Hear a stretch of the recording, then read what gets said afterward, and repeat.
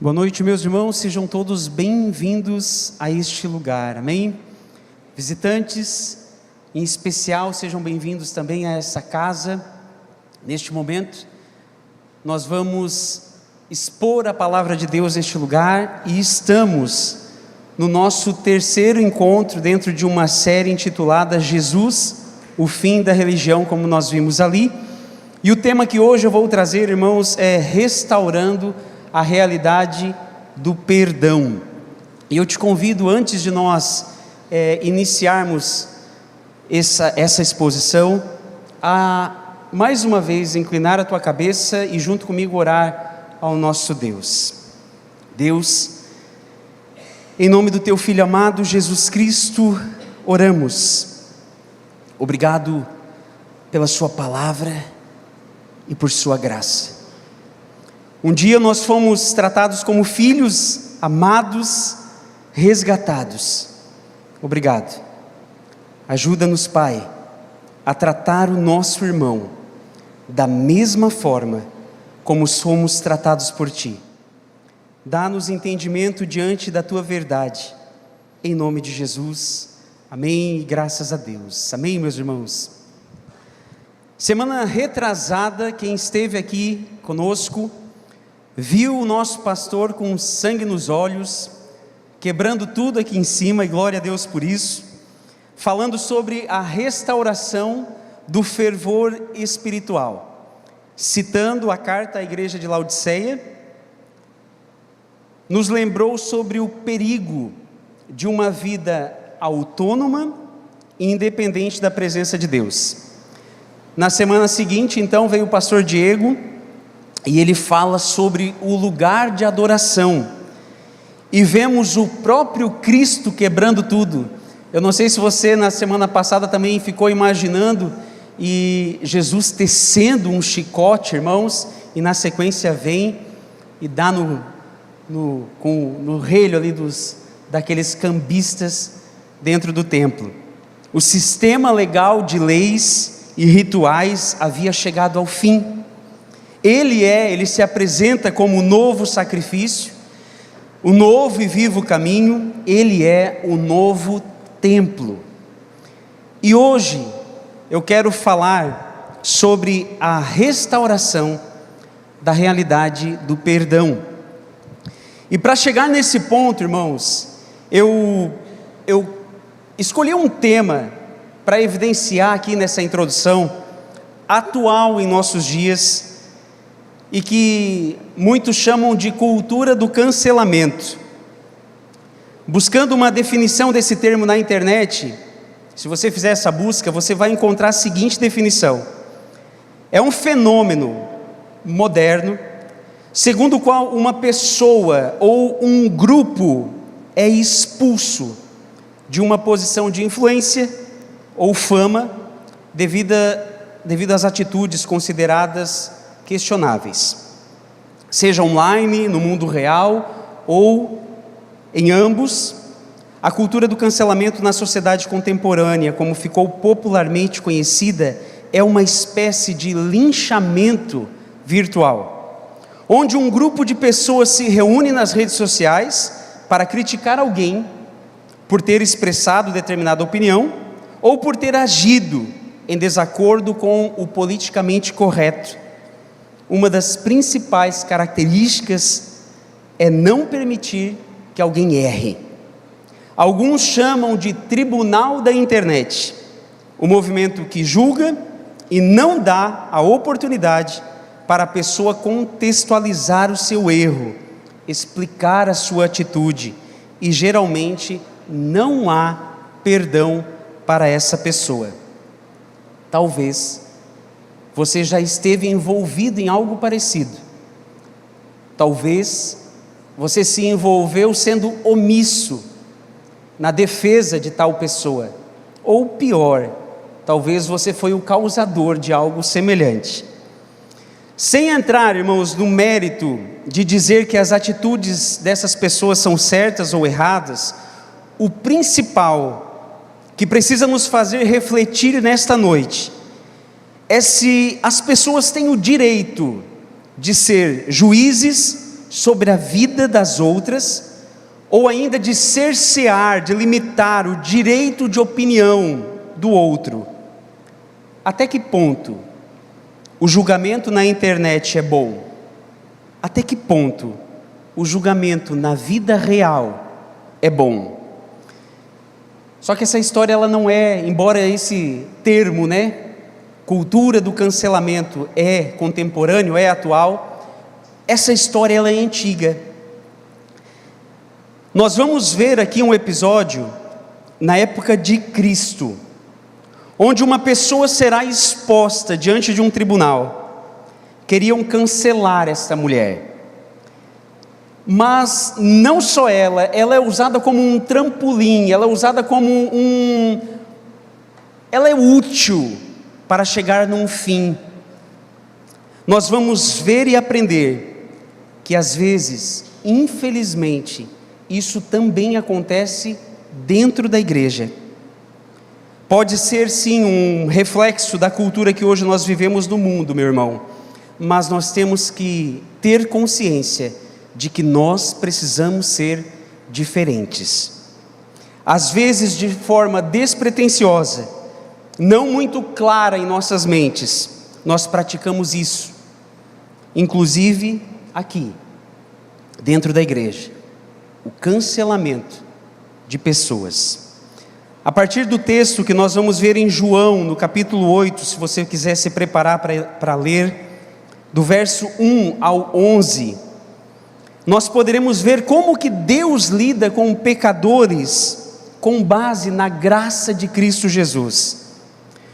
No tribunal humano, nós vamos ver uma mulher sendo envergonhada e condenada, mas no tribunal de Cristo, nós vamos ver a mesma pessoa sendo exortada a deixar o seu pecado e a recomeçar a sua vida.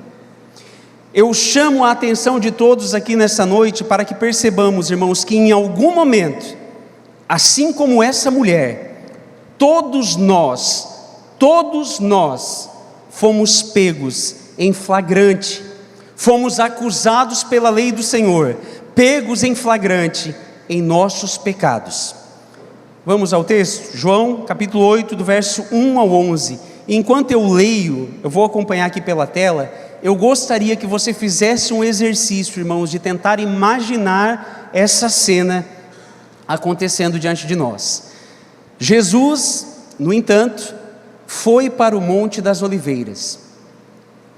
De madrugada, voltou novamente para o templo, e todo o povo se reuniu em volta dele, e Jesus, assentado, os ensinava. Então os escribas e fariseus trouxeram à presença dele uma mulher surpreendida em adultério, e, fazendo-a ficar em pé no meio de todos, disseram a Jesus: Mestre, esta mulher foi surpreendida em flagrante adultério. Na lei, Moisés nos ordenou que tais mulheres sejam apedrejadas. E o Senhor, o que tem a dizer? Eles diziam isso tentando, para terem de que o acusar. Mas Jesus, inclinando-se, escrevia na terra com o dedo. Como eles insistiam na pergunta, Jesus se levantou e lhes disse: quem de vocês estiver sem pecado, seja o primeiro a atirar uma pedra nela. E, inclinando-se novamente, continuou a escrever no chão. Mas eles, ouvindo essa resposta, foram saindo um por um, a começar pelos mais velhos até os últimos, ficando só Jesus e a mulher em pé diante dele. Levantando-se Jesus, perguntou a ela: mulher, onde estão eles? Ninguém condenou você? Ela respondeu: ninguém, Senhor. Então Jesus disse: também eu não a condeno, vá e não peque mais. Essa mulher, irmãos, e os seus acusadores estavam numa densa escuridão moral. Eu não sei se você consegue imaginar essa situação aqui. E Jesus, em sua infinita sabedoria, não é à toa que ele é chamado de a luz do mundo. Ele se inclina ali naquele momento, começa a escrever no chão, com calma, com paciência. Ele é a luz do mundo, que dissipa toda a treva. O verso 1 e 3 nos revela ali que a noite estava se despedindo, era madrugada. Jesus então retorna do Monte das Oliveiras para o templo, e como todo o povo foi ter com ele, ele se assenta para ensiná-los. É aqui, nesse cenário, que escribas e fariseus trazem uma mulher apanhada em flagrante adultério e atiram-na aos seus pés. O texto revela também que a verdadeira intenção destes fiscais aqui da vida alheia não estava na lei, nem na mulher, muito menos, irmãos, no ensino de Cristo. Eles queriam apenas usar de forma desonesta essa situação para acusar Jesus. De forma clara, o texto revela a real intenção daqueles homens, e eu chamo então a atenção aqui da igreja para falar um pouco sobre essa mulher. Havia uma festa acontecendo, aliás, finalizando, a festa dos tabernáculos. Nessa festa haviam várias tendas. No final dessa festa havia muita movimentação, e essa mulher então provavelmente, irmãos, usou dessa movimentação toda para ceder aos seus desejos, e ela cai, ela peca. É bem provável também que essa mulher fosse casada, pelo termo aqui usado no original, nos traz então que houve uma traição. A palavra grega utilizada no texto descreve uma relação extraconjugal. Era algo tão grave, era considerado na época um dos mais terríveis pecados na concepção dos judeus. Os rabinos na época diziam, olha só, que todo judeu deveria morrer antes de cometer idolatria, assassinato ou adultério. Ela foi flagrada, não havia desculpas. Ela foi humilhada publicamente. Essa mulher, ela é arrastada, tratada sem dignidade nenhuma. Ninguém ali a vê ela como uma pessoa que tem um nome, que tem sentimentos, mas apenas como um caso que poderia ser útil para alcançarem os seus objetivos. Levaram-na para o pátio do templo, um lugar público, e a colocam em pé, diante da multidão, na frente de Jesus. Esmagaram aquela mulher, destruíram aquela mulher. Ela cometeu, irmãos, um pecado passível de morte. A lei de Moisés realmente previa a morte para o homem e para a mulher, flagrados em adultério. Era essa situação que essa mulher se encontrava. O episódio aqui, em evidência, me leva a uma pergunta, e eu compartilho com os irmãos. Seria o tribunal feito por homens ainda mais capaz de decretar uma sentença sobre a vida de alguém do que o do próprio Cristo, o justo? Eu não estou dizendo, irmãos, que não existam pessoas que precisam de algum tipo de punição, mas a questão aqui é que nós, às vezes, nos excedemos ao sair da justiça comum e partimos para os nossos sentimentos. de acordo com aquilo que eu creio, de acordo com aquilo que eu penso. Isso é curioso, porque nós vivemos num momento em que se fala muito sobre tolerância.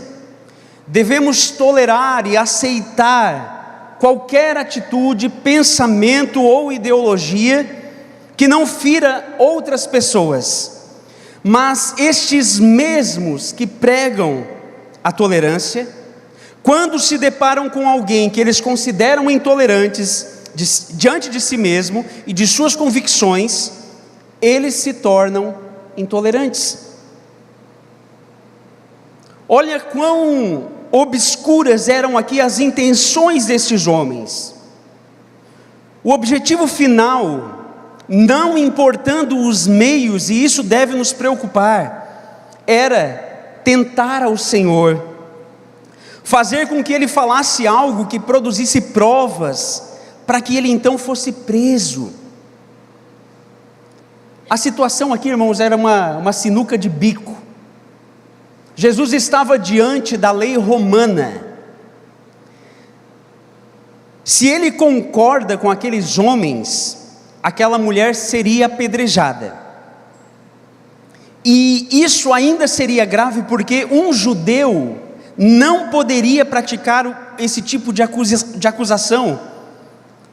Ele estava diante da lei romana, então um judeu não podia fazer isso. Então, se ele concordasse com aqueles homens, eles levantariam prova contra Cristo.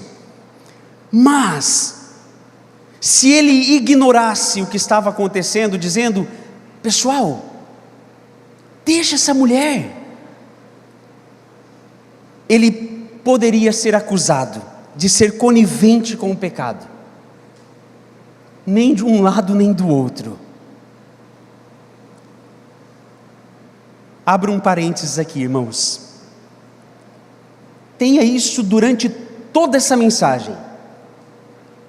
É importante lembrarmos que, assim como essa mulher, todos nós fomos pegos em flagrante e acusados na lei do Senhor.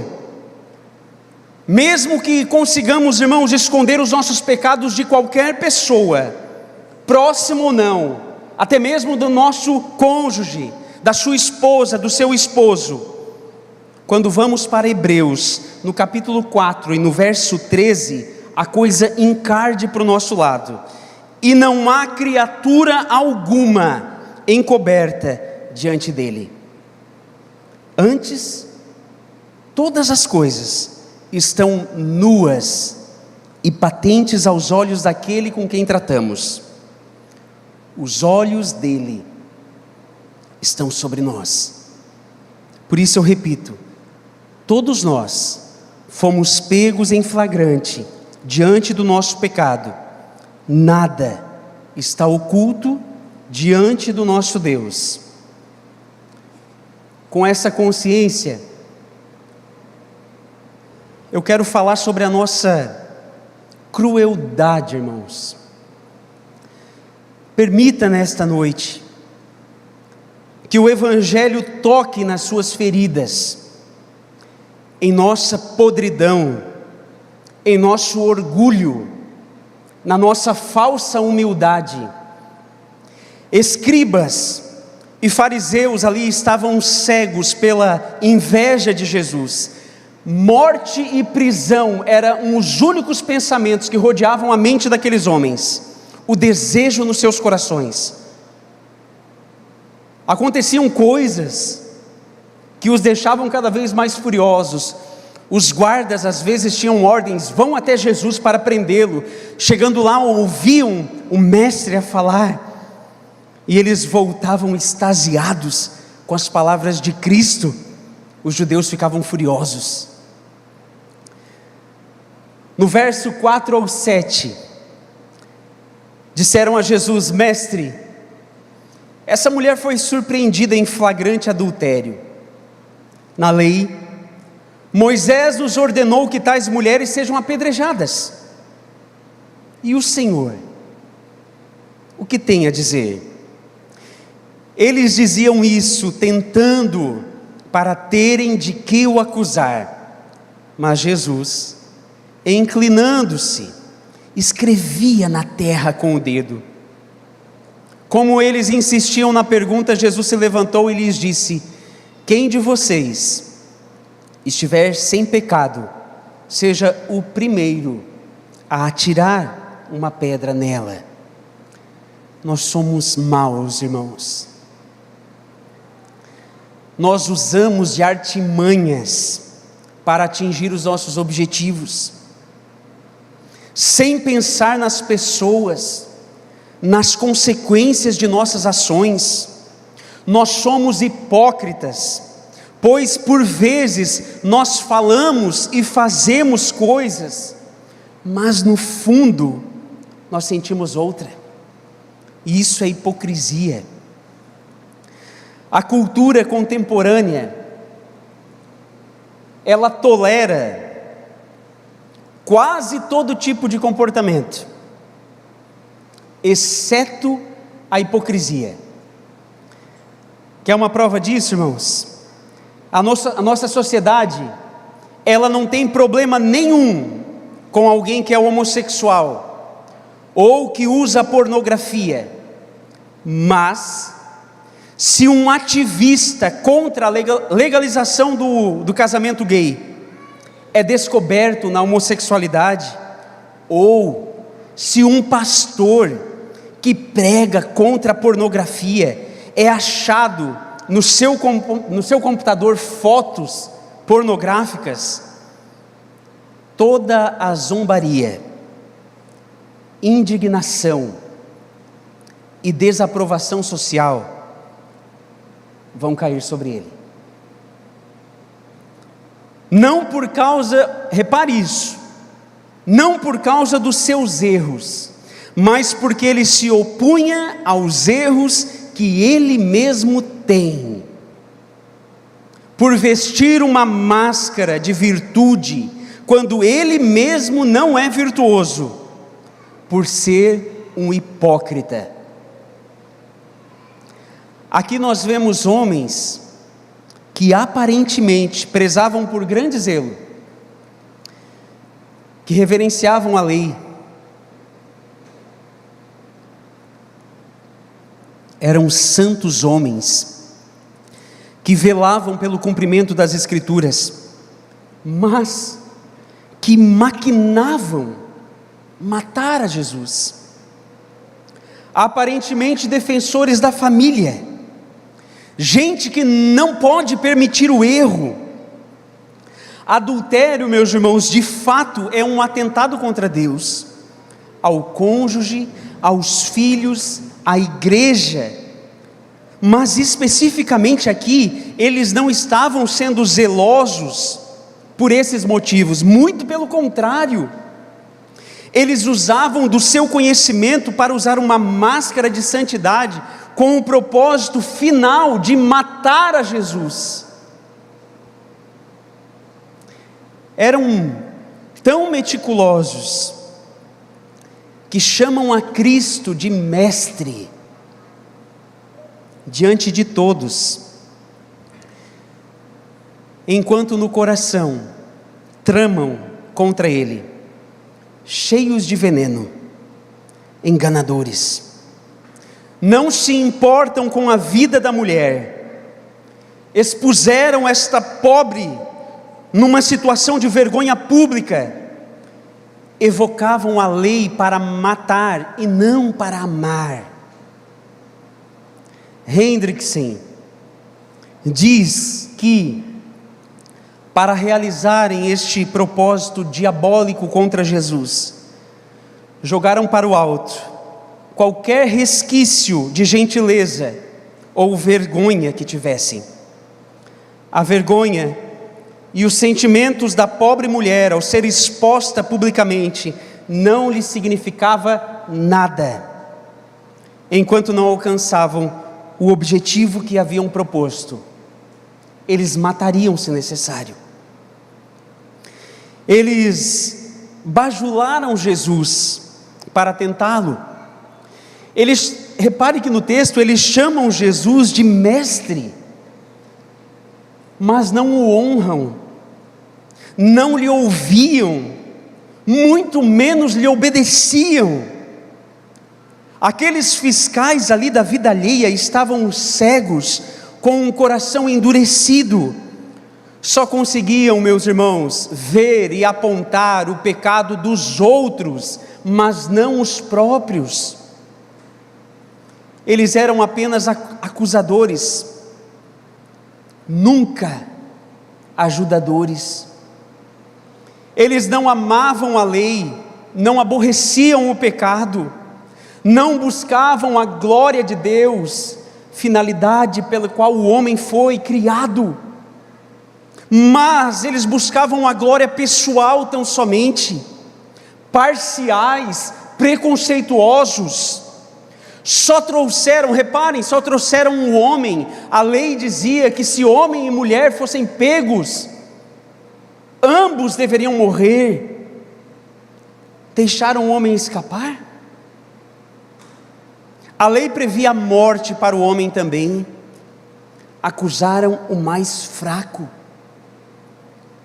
Revelaram parcialidade, preconceito. E nós, meus irmãos, quando temos o poder, a falsa sensação de poder, de julgar, como tem sido os nossos pensamentos para alcançar aquilo que desejamos? Como temos agido?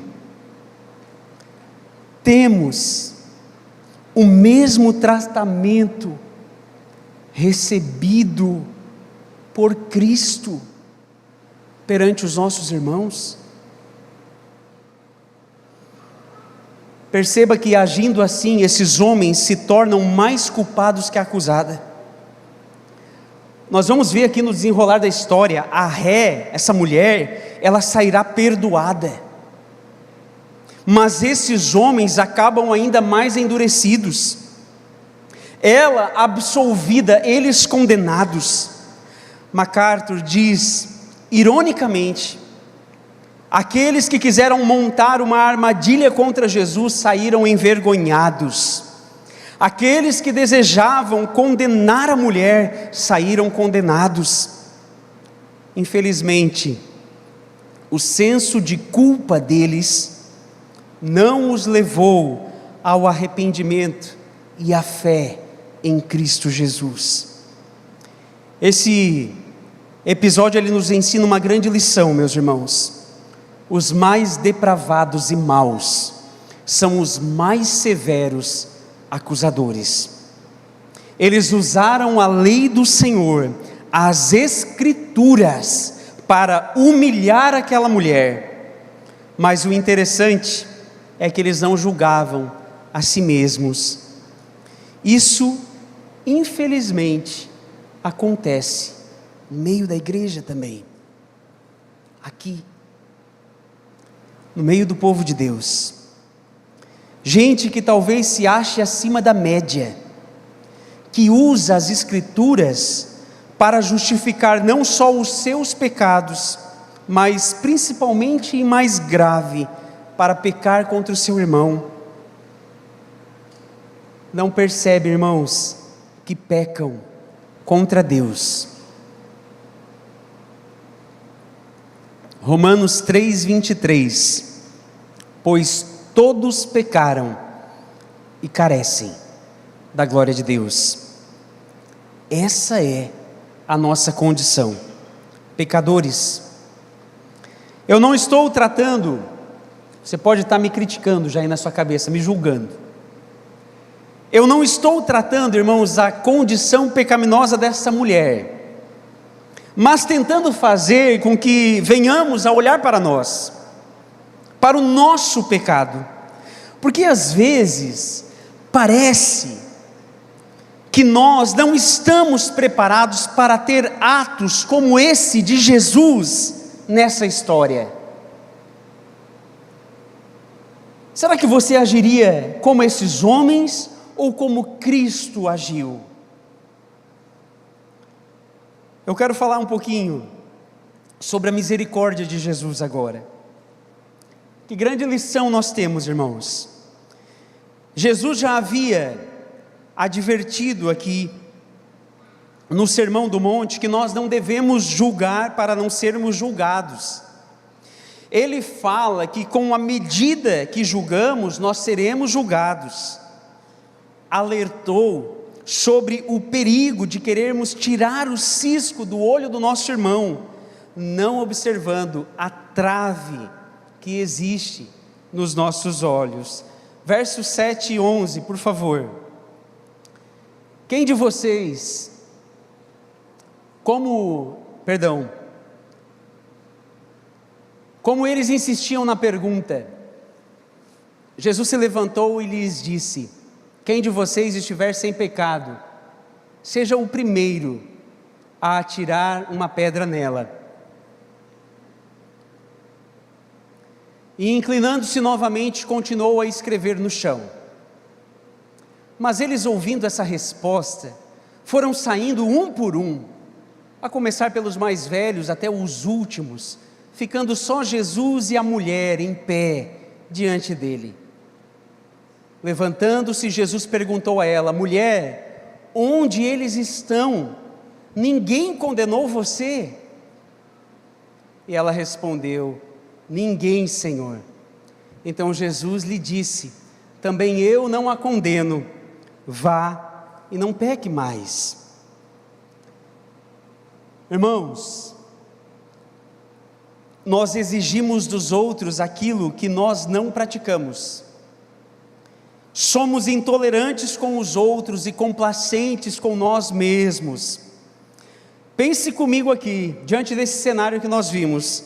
Jesus, ele poderia ter escancarado o pecado de cada um dos acusadores, mas ele reserva para si mesmo e começa a escrever no chão.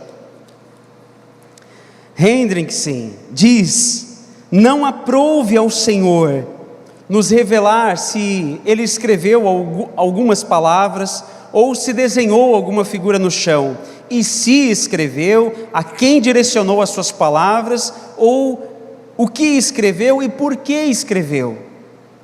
Hernandes Dias Lopes escreve: é claro que o texto não nos diz o que Jesus escreveu, mas a palavra usada é sugestiva. Significa escrever uma sentença contra alguém. Barclay, eu não sei se é essa a pronúncia, perdão irmãos, é da opinião de que Jesus enfrentou estes sádicos tão seguros de si com uma lista de seus próprios pecados. São visões sobre o texto. Mas Jesus disse, e daí agora aqui eu vou usar uma palavra do original e o seu significado: quem dentre vós estiver sem pecado, seja o primeiro a atirar uma pedra nela.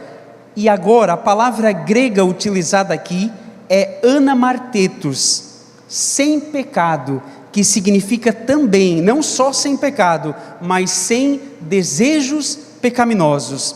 Portanto, Jesus estava dizendo: vocês só podem apedrejá-la se nunca, no coração de vocês, desejaram fazer o mesmo.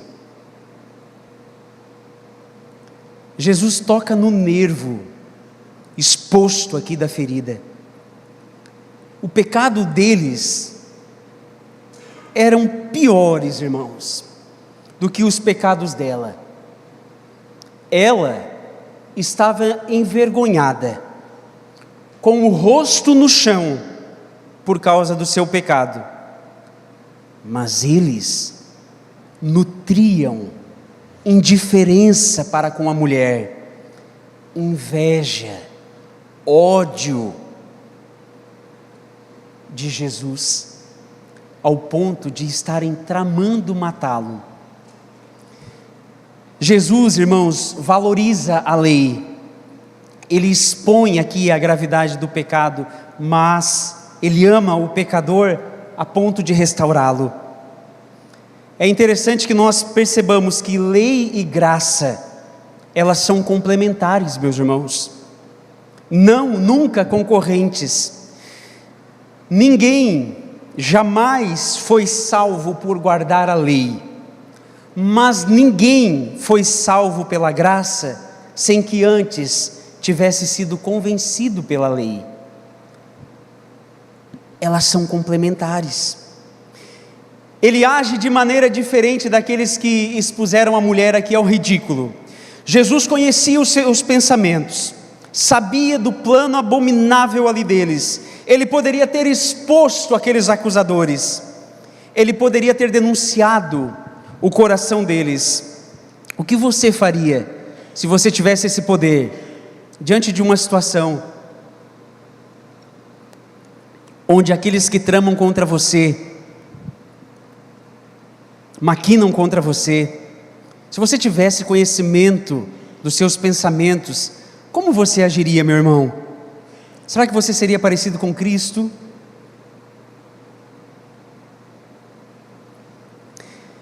Ele não veio para acusar, mas para salvar. A mulher, irmãos, merecia morrer, mas ele usa o seu poder para restaurar. Ele veio buscar e salvar o que havia se perdido. Ele veio para os doentes. O perdão não foi barato. Jesus morreu por nós. Jesus não condenou a mulher, mas ordenou que ela abandonasse o seu estilo de vida pecaminoso. E você pode estar se perguntando, né? Se Deus é cheio de amor e graça, como que Ele pode demonstrar misericórdia e mesmo assim afirmar a sua santidade e a sua justiça? Como que esse Deus, em atos de misericórdia, demonstrando graça, ainda afirma que Ele é um Deus justo e santo? Percebamos, meus irmãos, que em nenhum momento Jesus desculpa o pecado daquela mulher, ou tolera o que ela tinha feito. No entanto, Ele mostra sim, graça. E além disso, Jesus lida com os pecadores, primeiro aplicando a lei. Aqueles homens ali usaram o que Moisés havia dito para acusar aquela mulher. E qual foi a atitude de Jesus diante daquele cenário? E perceba também que eles chamam Jesus de mestre. E isso aqui não é apenas um detalhe, meus irmãos. É como se eles estivessem falando assim, ó: conhecedor da lei, tu sabes que nós estamos certos. Foi Moisés que disse isso. E aí? O que Jesus faz, irmãos? Ele se abaixa e com o dedo começa a escrever no chão. Como eu disse, há muitas especulações, né, sobre o que ele escreve. Calvino diz que Jesus naquele momento estava simplesmente ignorando aqueles homens. Mas aqueles homens, eles insistem: Senhor, está ouvindo? E ele se levanta, irmãos, e agora ele aplica a lei, mas por enquanto não para aquela mulher, mas para eles mesmos, ali para aqueles homens. E ele diz: quem aqui não tiver pecados, atire a primeira pedra. Pode atirar. Se alguém aqui não tem pecado, pode atirar. Ele incentiva: vamos lá. Não temos que cumprir a lei. Se alguém aqui consegue cumprir na íntegra, matem essa mulher. Atire a primeira pedra.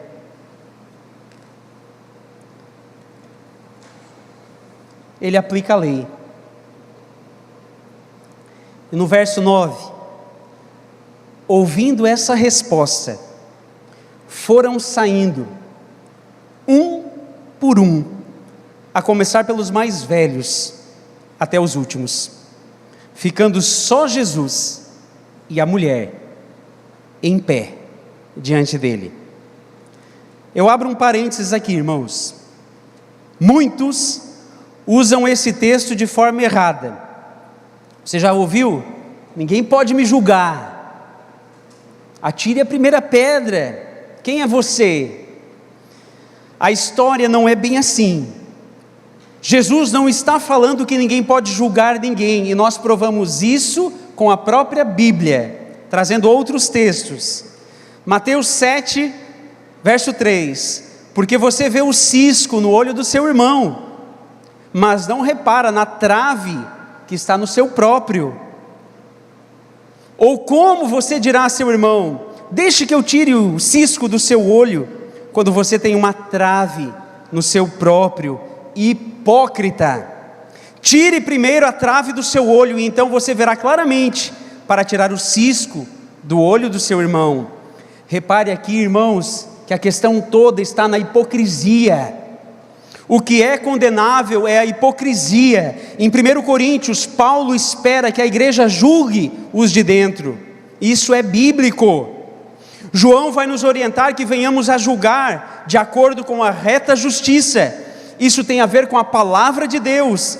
Deixe de hipocrisia. Nós não podemos usar textos fora de contexto. Fecha parênteses. A parte triste dessa história é que quando esses homens aqui são contestados diante da lei do Senhor, diante do Mestre Jesus, ao invés de se prostrarem, eles se retiram da presença dele. Irmãos, que eles não sejam o nosso exemplo, o nosso modelo, diante da acusação que a lei faz dos nossos pecados, que nós não apenas venhamos nos sentir envergonhados, mas que Deus tenha misericórdia. Clame para que Deus tenha misericórdia de nós, para que nós possamos nos prostrar diante dele, confessando as nossas falhas, os nossos erros, os nossos pecados. Mas para essa mulher, Tiago, ele não aplicou a lei? Sim, irmãos, ele aplicou a lei. Levantando-se, Jesus perguntou a ela: mulher, onde estão eles? Ninguém condenou você? E ela respondeu: ninguém, Senhor.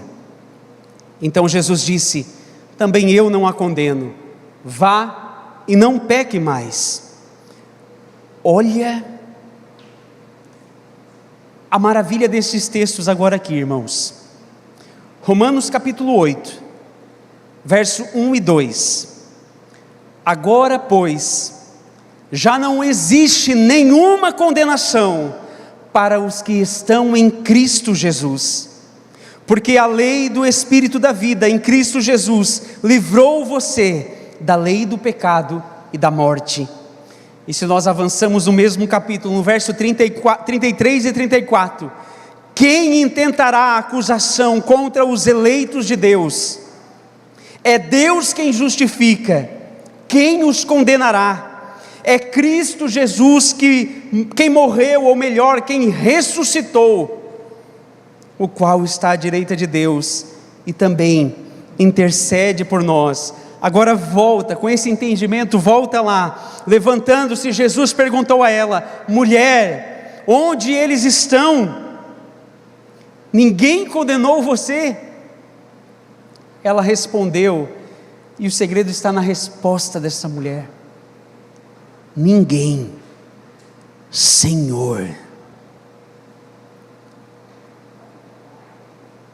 Às vezes essa palavra, irmãos, perde o sentido da nossa boca. Quando nós dizemos que Ele é nosso Senhor, nós estamos afirmando que nós nos submetemos ao seu senhorio, que nós o honramos com a nossa vida, que nós o imitamos, que nós o obedecemos. Onde eles estão? Ninguém a condenou. E ela respondeu: ninguém, Senhor. Ela não responde ninguém, mestre, ela o chama de Senhor. Ela estava diante, irmãos, daquele que é capaz, o único, capaz de justificar, aquele que aplicou toda a lei sobre si mesmo, porque era o único capaz de fazer isso, o único que era capaz de ter pego uma pedra e arremessado contra aquela mulher. E o que ele fez? Ele demonstra graça, derramando misericórdia para aquela mulher diante de seus pecados. Esse é o nosso Senhor Jesus Cristo, esse é o nosso Salvador. Isso, irmãos, tem a ver com o sacrifício perfeito que Ele cumpriu naquela cruz. E eu afirmo para você que hoje talvez está aqui, carregando talvez um fardo gigante, por causa dos seus pecados, que talvez esteja nos acompanhando pelo YouTube. Se prostre diante daquele, do único, que é capaz de justificar a cada um dos seus eleitos, por causa do seu sangue perfeito. Esse é o nosso Senhor. Ele então restaura a dignidade da mulher. Ele não diminuiu a gravidade do seu pecado. Ele não disse que ela era inocente, que o seu pecado não tinha importância. Ele não mandou a mulher para casa como se nada tivesse acontecido. Somente Jesus tinha condições morais para condenar aquela mulher, mas Ele escolheu dar a ela uma oportunidade de se arrepender. E Ele ainda a encoraja ao dizer: vai. Eu posso parafrasear aqui, talvez, irmãos: vai, volta à vida, não fique carregando os seus traumas, as suas culpas. Então Jesus disse: também eu não a condeno, vá e não peque mais. Ele poderia ter colocado outras palavras aqui, meus irmãos: eu te justifico. E ele segue dizendo: vá e não peque mais.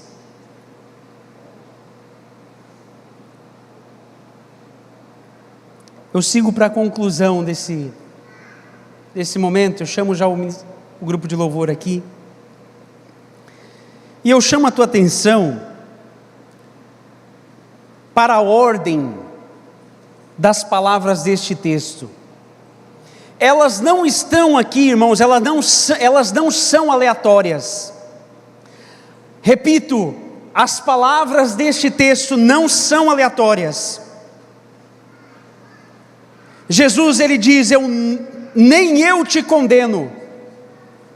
Ouso parafrasear mais uma vez: eu sou o teu justificador, eu sou o teu Senhor, e por conta disso, por conta da graça derramada sobre você, dando salvação, dando santidade, vá e não peque mais. Em resposta a isso, não peque mais. Em gratidão, não peque mais. Ele não condiciona nada, irmãos. Ele não diz: olha, mulher, seja boazinha a partir de agora, e se eu não identificar mais nenhum erro, eu não te condeno. Não. A ordem das palavras do texto, elas não estão aqui de forma aleatória. Ele diz: nem eu te condeno. Em gratidão a isso, irmãos, não peque mais. Em resposta a isso, não peque mais. Temos aqui, irmãos, nessa pequena história, um resumo de todo o Evangelho. O texto está mostrando aqui claramente que todos nós somos pecadores. Não há um justo sequer diante de Deus. E diante desta verdade, eu te pergunto, o que é que nós merecíamos? O inferno.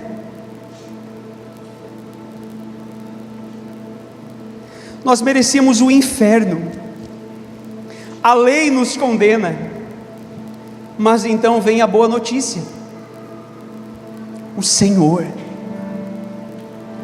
o Filho de Deus, se fez carne, viveu entre nós, morreu na cruz, para pagar exatamente pelos nossos pecados. Ele, que era perfeito, santo, justo, derrama graça sobre as nossas vidas.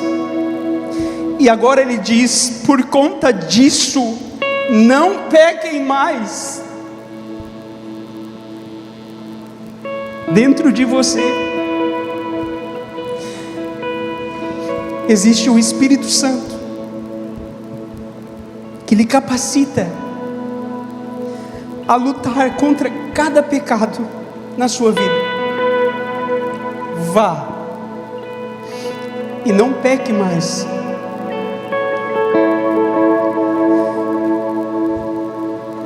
Eu finalizo, irmãos, perguntando: